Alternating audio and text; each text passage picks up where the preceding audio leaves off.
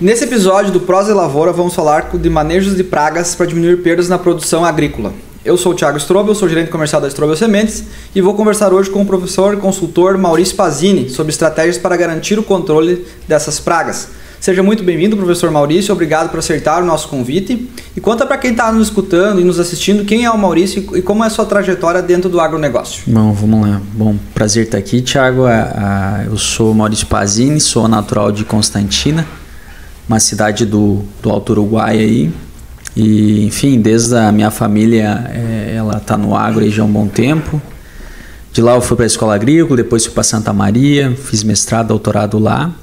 E sempre trabalhando com inseto, né? Sempre trabalhando com inseto, então a trajetória da formação começa aí, a trajetória profissional ela começa em Cruz Alta, na Universidade de Cruz Alta, onde que ali a gente conseguiu desenvolver um trabalho e desde então, fazem 3 anos mais que a gente está com a minha empresa, chamada Intagro.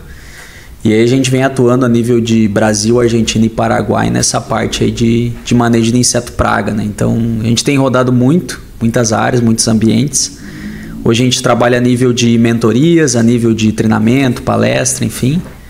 E praticamente também nessa parte de pesquisa, hoje atuando no Brasil e no Paraguai. Então, basicamente essa é a trajetória aí, mas sempre trabalhando com inseto, né, afunilando, né, bem essa parte, essa área aí é o que nos trouxe até aqui hoje, é o que nos trouxe também por estar aqui hoje, né, que é essa parte aí de praga. Certo.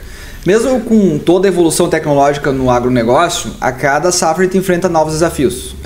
Isso em relação a pragas não é diferente. Nesse contexto, por exemplo, a biotecnologia tem sido uma importante ferramenta no contexto da produtividade, assim como manejos adequados. Quando se trata de produção de sementes, esses desafios são ainda maiores, porque os ataques podem comprometer a qualidade das sementes também.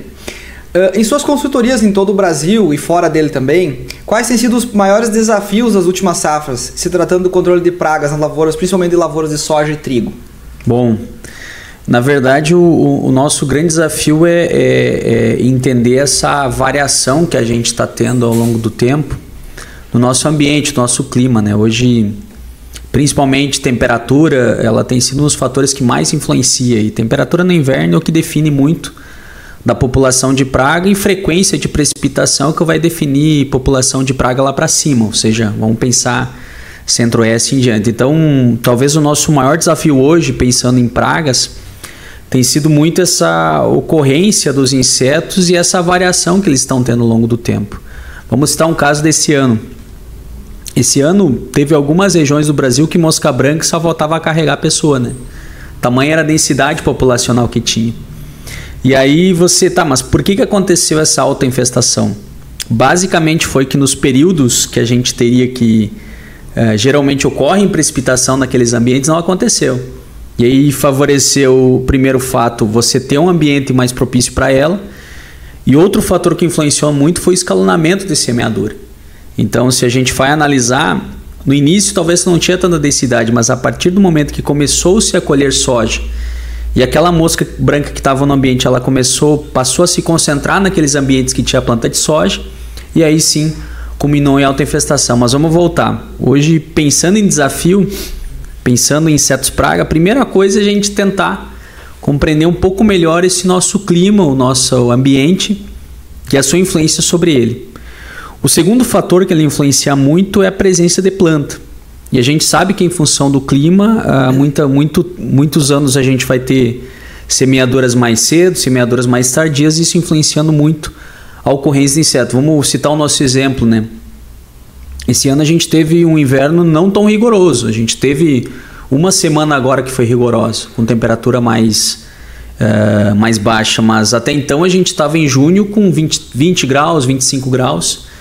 E aí tu pega a dinâmica de insetos, o inseto tendo temperatura, ele passa a executar seu ciclo, né? E aí a gente tinha o quê? A gente tinha incidência deles em aveia e já tinha a presença da cultura do trigo.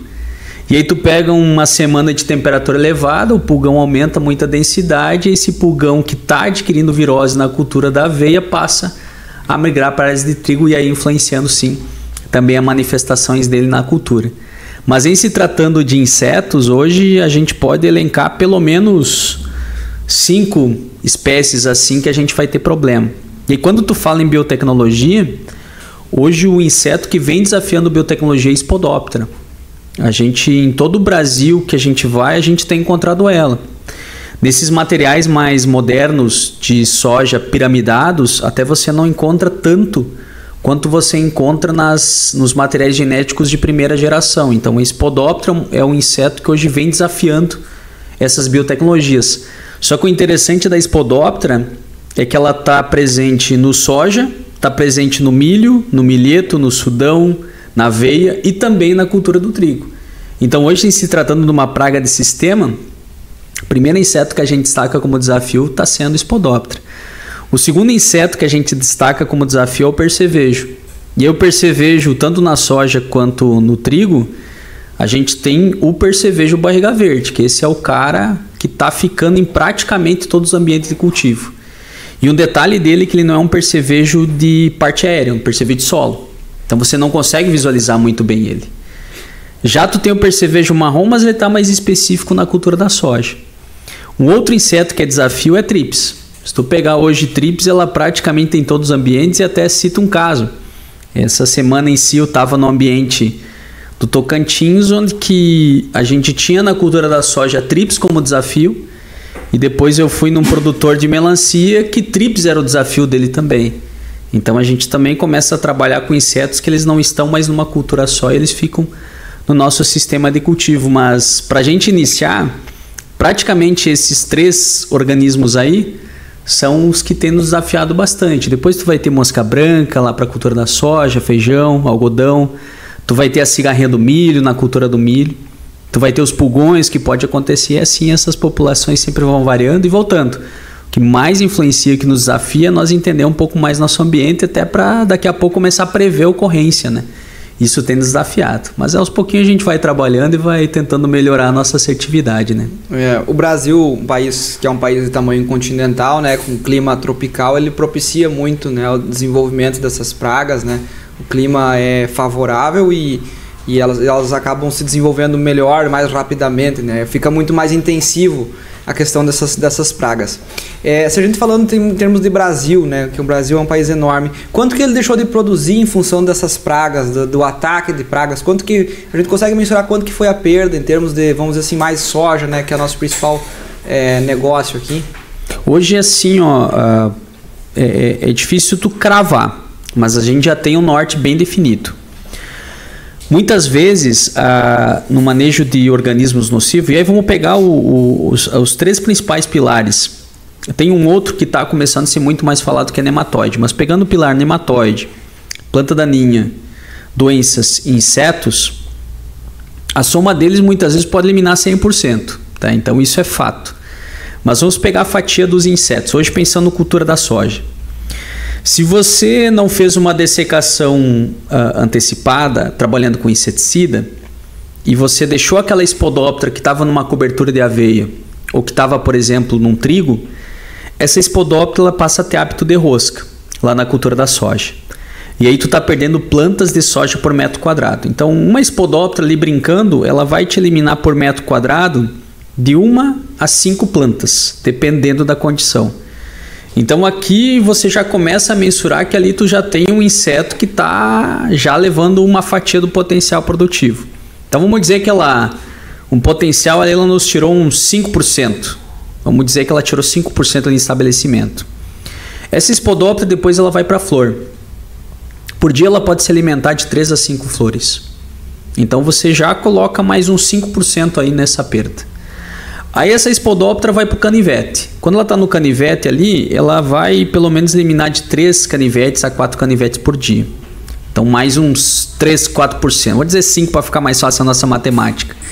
E aí quando está no enchimento de grão, a presença dela hoje por dia é 0,18 gramas, o quanto que ela come. Então ela vai te eliminar pelo menos 1 grão no processo de alimentação, uma semente. Mas ao ela fazer aquela fissura na vagem, você já aumenta a umidade ali, você já começa a ter presença de grão ardido. Então, vamos dizer que ela nos tirou 20%. Então, uma Spodoptera hoje é um inseto potencial de 20% a 30% que a gente tem. Eu tenho trips no sistema. A trips no sistema hoje, ela, quando não controlada, a gente tem um trabalho que fez já há algum tempo na estação do Paraguai, onde que você fazer manejo e não fazer manejo, a diferença era 740 quilos.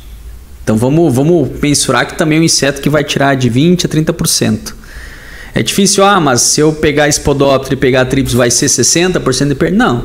Vamos somando ali, vamos dizer que já estamos nos 25% de perda. E aí vem percevejo.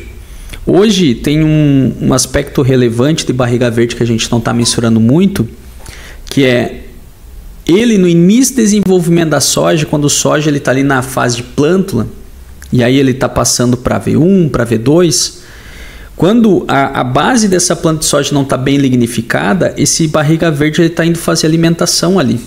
Principalmente em sistemas que você tem trigo e depois vem a cultura da soja, ou sistemas que você tem, por exemplo, tem a presença da cultura do milho. Esse milho foi colhido, ficou milho voluntário naquelas plantas entolceradas, você implanta soja, aquele percevejo vai para a planta. Então ali tem um primeiro impacto. O segundo impacto deles é na flor. O terceiro impacto é canivete, o quarto impacto é lá no grão.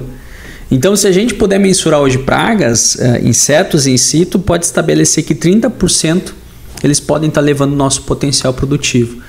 Pode parecer pouco, mas quando a gente faz os ensaios hoje calibrando, tem uma relação muito próxima hoje à ocorrência de insetos e à manifestação de doenças.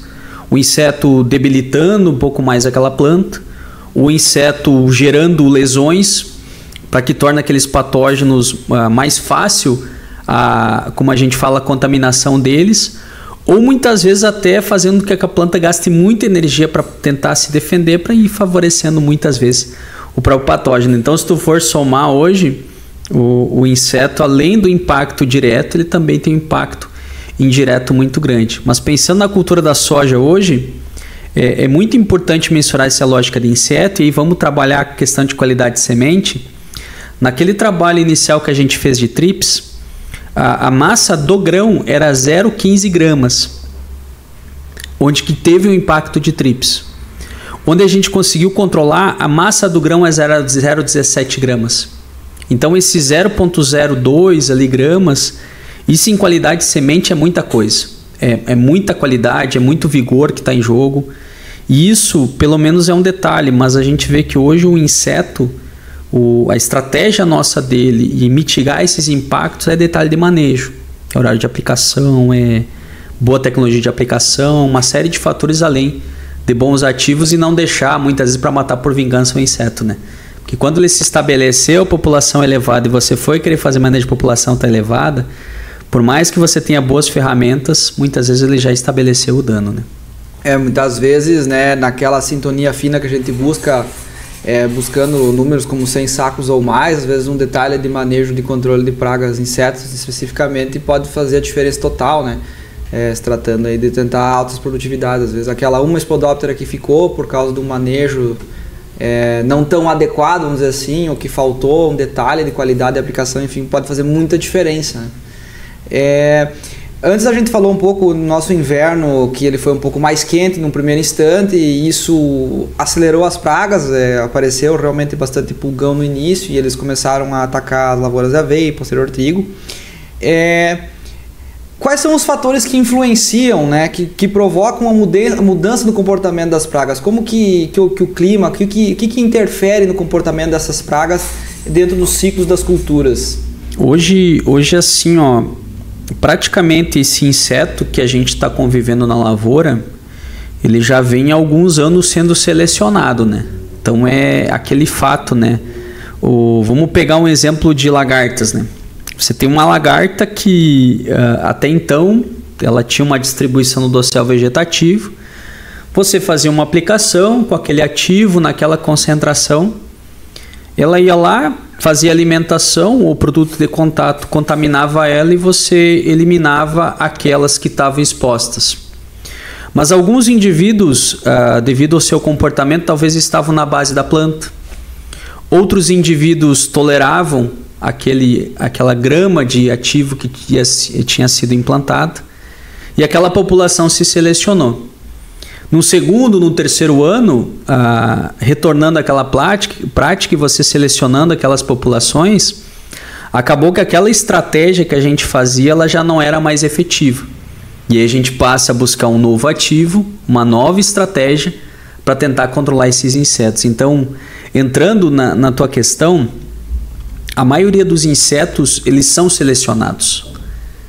E a nossa estratégia, o nosso manejo, ele influencia muito nisso. E uma situação que é fato, hoje, aquele inseto que a gente controlou é um inseto que não gerou descendentes. E muito do comportamento do organismo, ele está baseado numa característica genética também. E aqueles insetos que a gente deixou de controlar são os insetos que persistiram e são os insetos que passam a proferir para a sua prole aquela característica genética e assim tem uma relação por comportamento. Então, voltando, hoje a seleção dos insetos ela é uma seleção imposta pelo manejo que a gente faz. Esse inseto ele se adapta no nosso ambiente frente à sucessão de culturas. Vamos citar um exemplo, Spodoptera. A gente falava dela em milho, falava dela em aveia, falava dela em trigo, mas hoje se tu vai analisar a gente fala dela em todas as culturas, né? E é simplesmente um inseto que tem uma adaptação. E aí eu vou trazer, fugindo do assunto soja e entrando no assunto milho, falar da cigarrinha. A cigarrinha, ela tem uma relação com milho e teossinto. Mas essa cigarrinha, hoje tu vai nos ambientes e tu chega lá no produtor, eu falei que nem o produtor lá da melancia, ah não, eu vi ela na melancia, tá aqui na melancia me incomodando. Ah não, eu vi ela nessa cultura, eu vi ela naquela cultura. Então tu vê que o inseto ele vai se adaptando nas diferentes culturas e ele vem se adaptando ao nosso manejo.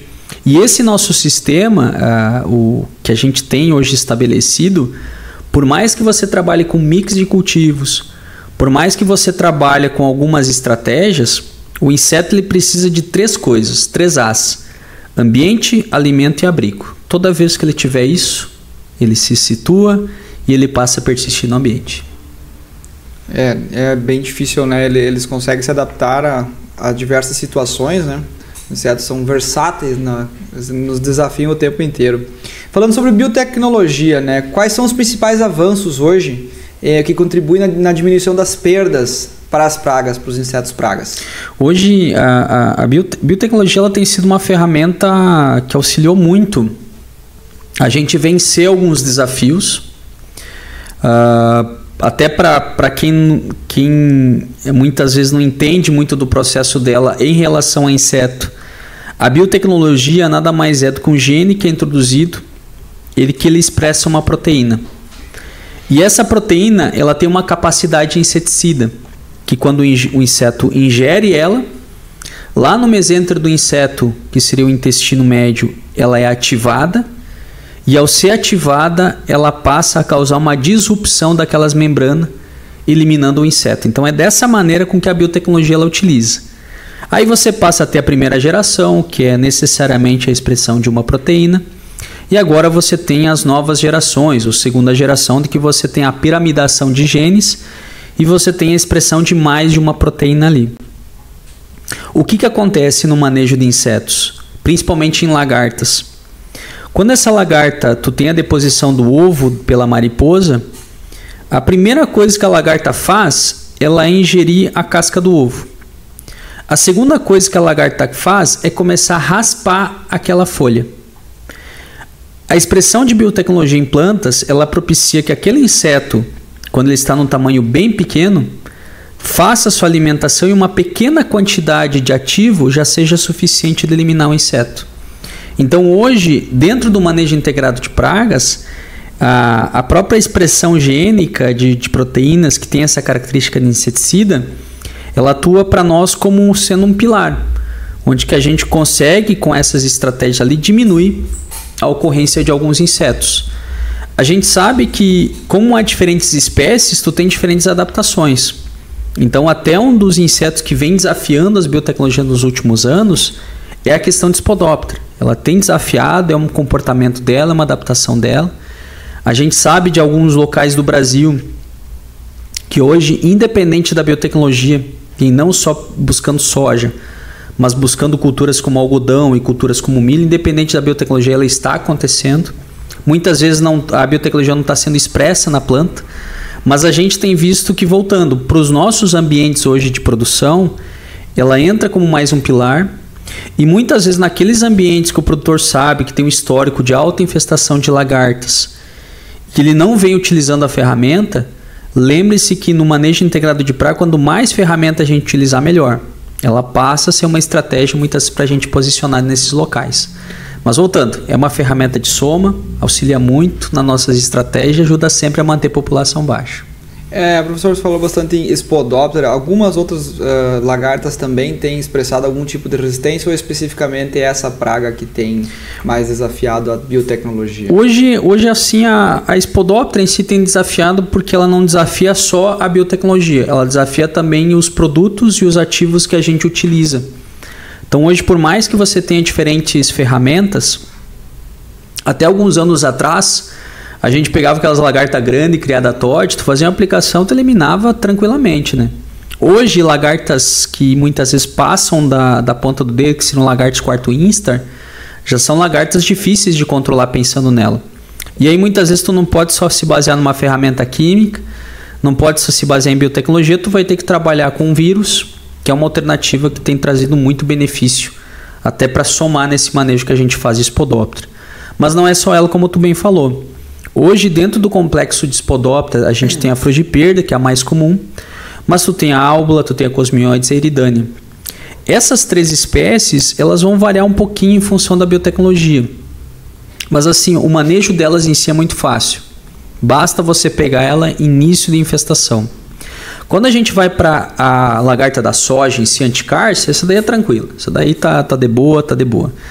Agora, quando a gente vai para as falsas medideiras, a gente tem a Chrysodeixis e a gente tem a Racpluse. A Chrysodeixis, ela é uma falsa medideira com característica mais terço médio para inferior. A Racpluse já é uma falsa medideira de característica de terço médio para superior. E a Racpluse em alguns ambientes, dependendo da expressão gênica do material ou influência da cultivar, a gente tem notado que ela também tem ficado em alguns materiais com biotecnologia de primeira geração. Mas voltando, muitas vezes ficando nesses materiais, ela é muito fácil de controlar. Então até hoje a gente sempre dá uma dica para os produtores, enfim, onde que a gente roda. Mesmo você tendo uma boa biotecnologia, sempre tenha em mãos uma boa ferramenta para controlar essas lagartas. E é sempre bom ter em casa um fisiológico, que é aqueles produtos que a gente utiliza aqui, trabalha na fisiologia de inseto. É sempre bom ter pelo menos uma ferramenta biológica, por exemplo, um vírus interessante para trabalhar elas. É sempre bom ter uma diamida trabalhando junto, e aí você vai ter as diferentes diamidas no mercado. E é sempre bom ter uma ferramenta limpa-trilho. O que é o famoso limpa-trilho? É uma ferramenta que, porventura, perdeu a mão, é aquela ferramenta que a gente vai ser agressivo e vai tentar eliminar o controle. E aí vem um detalhe. Se porventura você está no ambiente e você tem no início da implantação da cultura uma infestação elevada dessas lagartas, aí faça o inverso. Aquele limpa-trilho, aquela ferramenta agressiva que você utilizou ela e você definiu ela, e aí, para a gente ser bem sincero, os ativos que são hoje são baseados em clorofenapir, são baseados em benzoato, são baseados em doxacarb, são baseados em espinetorã. Isso daí seriam os 4 pilares de limpa-trilho para lagarta. Quando você tem no início da infestação, no início da implantação da cultura uma alta infestação, muitas vezes é bom você trazer esse produto agressivo ali, você elimina a população e depois você vem trabalhando com as outras ferramentas aí, essa redução populacional. Mas voltando, são muitas estratégias, só que o detalhe, quando tiver a lagarta muito grande, lembre-se, é uma lagarta difícil de controle. E muitas vezes é melhor você deixar ela completar seu ciclo, para depois você vir com uma ferramenta na prole dela. Certo. Professor, a gente falou bastante sobre lagartas, questão de percevejos, trips, a estratégia se torna um pouco diferente, né? Como que a gente faz a questão de percevejos ou trips, não sei, num manejo também é um pouco mais semelhante, né? Não tem muito como a gente se antecipar, né, a praga. Como que a gente procede? Hoje é assim a trips. Vamos trabalhar primeiro trips e depois trabalha percevejo. A trips é assim, a primeira coisa, gente, não apliquem com orvalho. Primeira coisa, se tiver muito orvalho, tira o pé da aplicação que a gente vê que perde performance. A segunda coisa para trips é a tomada de decisão. Ela tem que ser baseada em baixa densidade. Então assim, você está lá na lavoura, você chegou lá, você tem uma planta que está com as unifolioladas e o primeiro trifólio. Então o somatório de folíolos vai ser 5. Se nessa planta você tiver 5 trips, a gente toma a decisão. Então, uma média de um indivíduo por folíolo. É ali onde que a gente toma a decisão dela. E aí, qual que é a estratégia nossa hoje para TRIPS? É um inseto que você trabalha em V3 e V8. Se você deixar para manejar TRIPS mais tarde, fica mais difícil controlar porque ela se distribui muito em terço médio para inferior. Então, quando você vai manejar TRIPS, ali no V3 e ali no V8 são os momentos ideais para a gente já ir trabalhando ela, se tiver densidade populacional. E aí vem um detalhe, você vai ter 2 grupos de TRIPS. Você vai ter a Frankiniella, que ela fica mais no meristema, ou seja, o trifóliozinho lá está em diferenciação, ela está ali escondida. E você vai ter a Caliotrips que está mais na face inferior da folha. Para a Frankiniella, você chega a uns 60% de performance com as ferramentas. Para a Caliotrips, você vai chegar a uns 80%. Então a Frankiniella é mais difícil de controlar. Quando a gente vai para a TRIPS, a gente trabalha ali V3 e V8. Por que a gente trabalha no início? Para justamente manter a população baixa, porque ela vai te tirar o bacheiro, ela vai te antecipar a senescência, ela vai te afetar a massa de grão e ela vai potencializar ou facilitar a manifestação de algumas doenças. Então esse é o encaixe dela. Ferramentas hoje, você vai ter os acefatos, você vai ter o profenofós, carbosulfano, metomil, clorfenapir, diafenturon, isocicloceran e espinetoram. Então esse é o escopo de ferramentas hoje que a gente vê, que entra no encaixe ali para a gente estar posicionando para esse alvo TRIPS. E aí vem um detalhe. Quando você faz um bom manejo de TRIPS no início do desenvolvimento da soja, isso já vai reduzindo a população de percevejo. Então você já vai mantendo a população de percevejo baixa. Até os índices oficiais hoje, eles trabalham assim. Em 1 metro quadrado você ter 2 percevejos, você toma a decisão. Eu particularmente trabalho no índice menor. Eu trabalho a cada 4 metros quadrados. Encontrar um percevejo é o parâmetro que a gente usa para tomada de decisão. E aí, como você já vem trabalhando TRIPS nesse manejo mantendo a população baixa dela, você já tem uma supressão ou até um controle de percevejo. E aí, percevejo, a partir do florescimento, tem que tomar cuidado. Porque a partir dali ele está tirando o potencial produtivo. Os dados mais antigos dizem que um percevejo por metro quadrado é 60 kg. Essa é a lógica dele. Mas hoje, se você tem percevejo cujo comportamento dele está na flor ou está no canivete da soja, ali esse percevejo ele já está tirando bem mais potencial produtivo.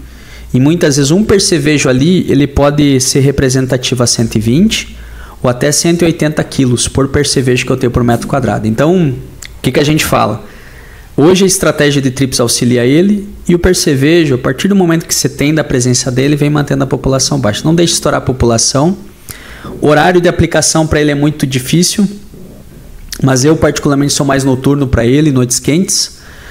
Tem gente que gosta mais de uma condição de sol muito forte, eu já não gosto muito.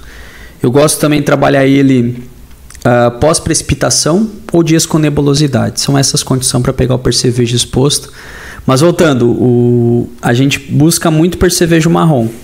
Eu peço para todo mundo ficar mais atento a percevejo barriga verde, que como eu falei lá no início, ele é hoje o percevejo que a gente está ligando um alerta muito grande para ele, porque ele está ficando em todo o sistema, todo ano, e ele é um percevejo que ele se esconde muito, ele fica sempre debaixo da palhada. Então é difícil de monitorar.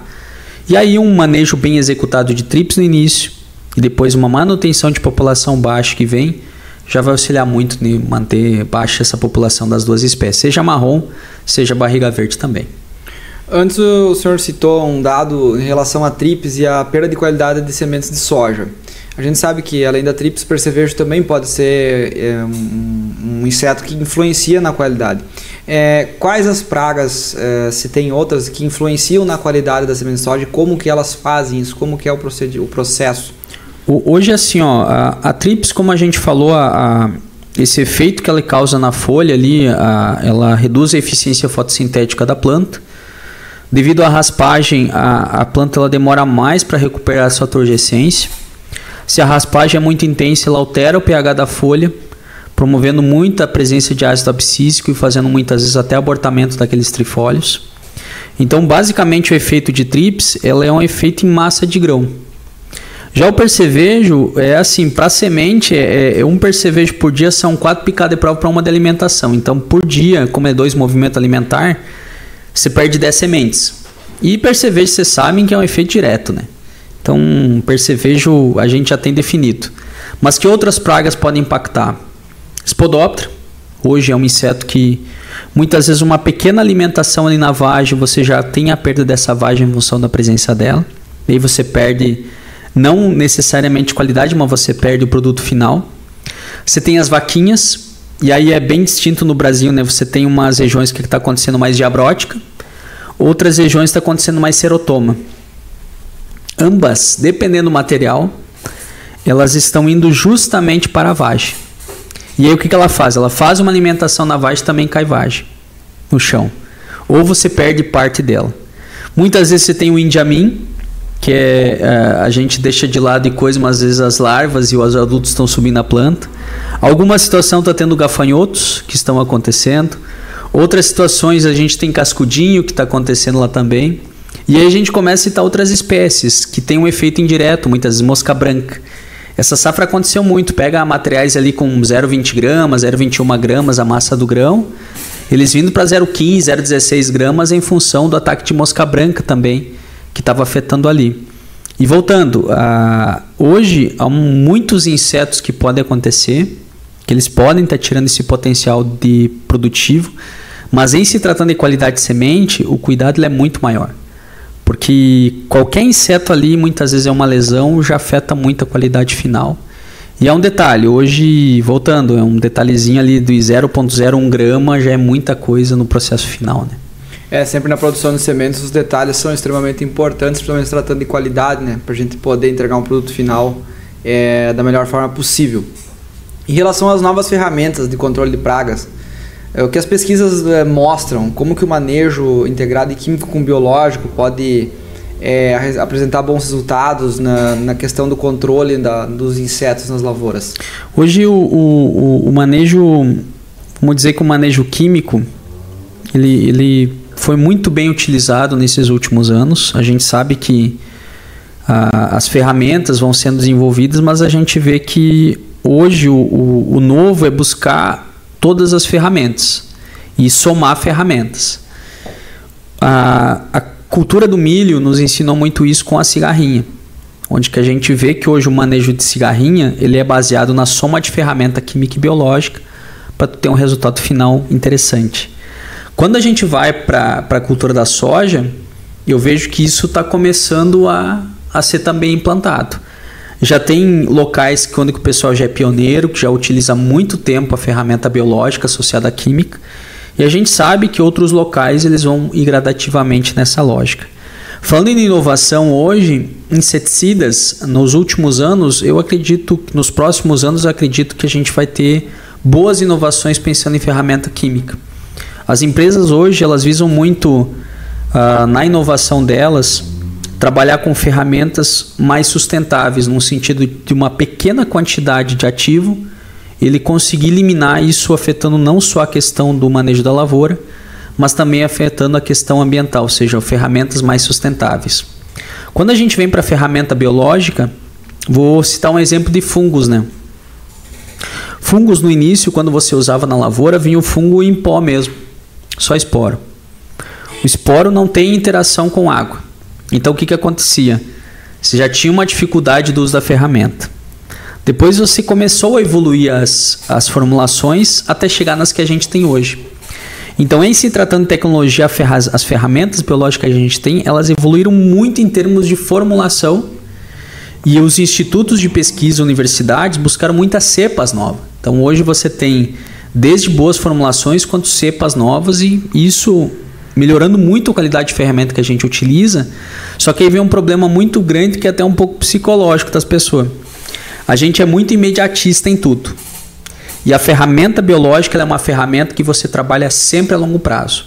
Então vamos citar um exemplo. Quero trabalhar manejo de barriga verde, início de desenvolvimento da soja, em um sistema que eu tenho trigo e tenho soja. Onde é que eu começo a trabalhar a ferramenta biológica? Lá no trigo. O que eu faço lá no trigo? Quando o trigo estiver ali no enchimento de grão, ou tiver ali no emborrachamento, para folha bandeira, o espigamento, nesse período ali inoculo metarrísio. O percevejo barriga verde ele vai fazer a primeira geração no trigo, e aí esse percevejo, a população de ninfas dele basicamente fica no solo. E o metarrísio, tanto ali no sistema por ter uma relação mais com o solo, ele já vai diminuindo a população de percevejo para depois lá na cultura da soja. Então, voltando, hoje as inovações melhoraram em formulação, mas além disso, as empresas buscaram outras alternativas. Então, hoje você vai ter para o manejo de praga bactérias, você vai ter no manejo de pragas nematóides, entomopatogênicos, você vai ter no manejo de pragas parasitoides. Então tem muita ferramenta vindo. E agora o moderno, o que vai ser? A gente buscar a interligar essas ferramentas aí. Eu acho que isso que vai ser o nosso moderno manejo de praga. A gente tem muito caminho ainda para andar. Outra questão que vai ser inovação no manejo de praga é a gente começar a se basear muito no material na cultivar para as nossas tomadas de decisão. Porque vocês sabem muito bem que cada cultivar ela tem uma exigência no seu manejo, e cada cultivar hoje você faz um manejo fitossanitário.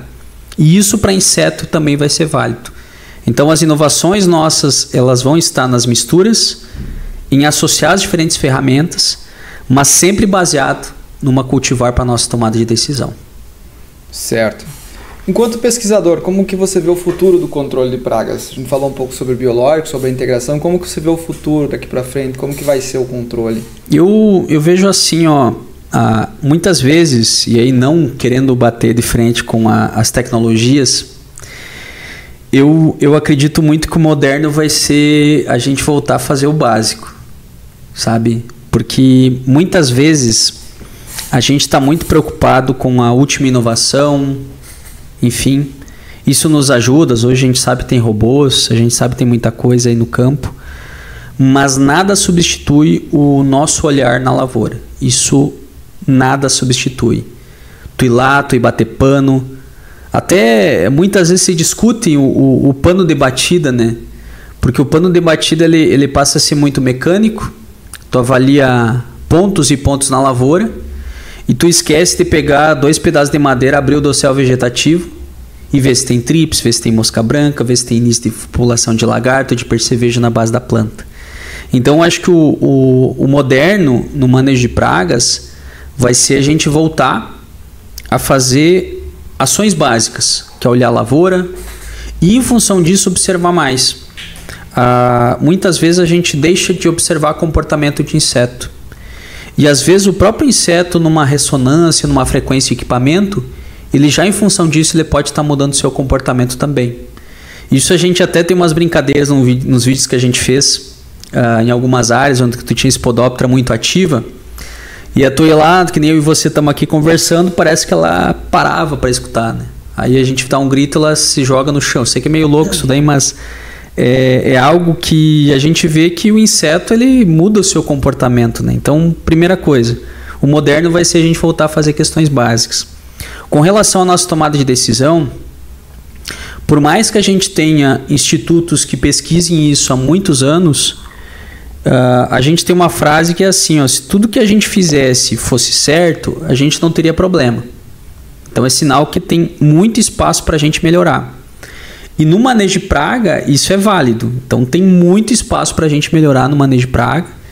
E talvez algo que vai começar a se trabalhar mais é nós trabalhar ferramentas em determinados momentos, claro, sempre baseado na presença do inseto para tomada de decisão, mas buscar sempre para cada momento a melhor ferramenta.